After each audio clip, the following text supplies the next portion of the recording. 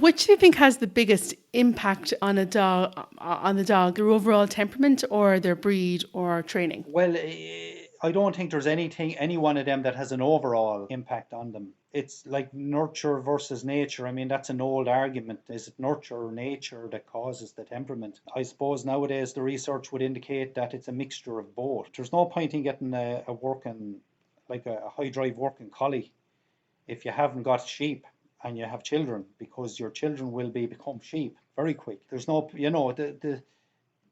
you can train a dog, like, I mean, like we'll say a high drive working collie, if you put lots of hours into them to be around your children, but it's not really ideal. Some dogs will have a very high drive temperament, like collies, like some of the German shepherds and that, the working German shepherds especially, or working spaniels, they will have a very high drive temperament because they have to. If you have somebody who maybe uses spaniels for hunting and they don't have a high drive, they're no use for hunting. So they have to have a high drive for hunting.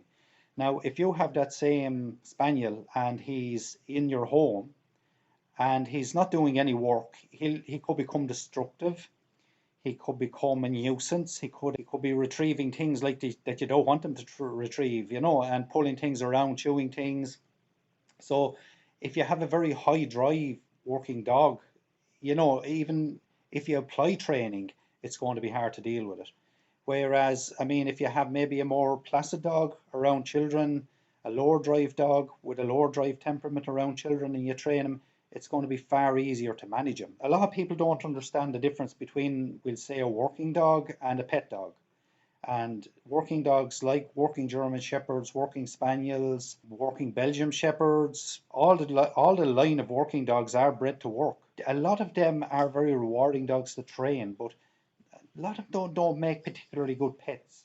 If you're just looking for a pet, you're far better to go with something a little bit more sedate, a little bit calmer. Like we'll say the Labradors and things, the show Labradors would be very sedate, the show Retrievers would be very sedate, compared to the high drive working Labradors and working Retrievers would not be. They'd be challenging to train and challenging to manage. Okay. And how can you tell the difference between like a show Labrador or Golden Retriever versus a working Labrador and Golden Retriever?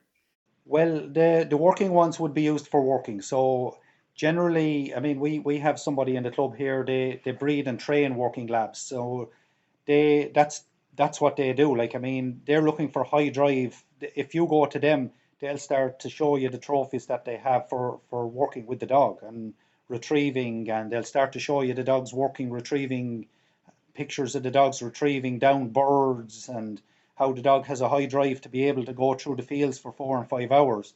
Whereas if you're looking, say, for a pet version, it usually comes as an IKC or dog that has been used in parents, they'll say parents champions in the show ring type thing. So they would be generally show dogs that would have to have a much more placid temperament. Dogs generally for the show ring have to have a placid temperament, because if they don't have a placid temperament, they won't stand still in the shoring. So that's very important for the dog to have a placid temperament for showing. So generally, I mean, if you're looking for a dog that is a quieter, it'll be usually your IKC registered show dog that you'd be looking for.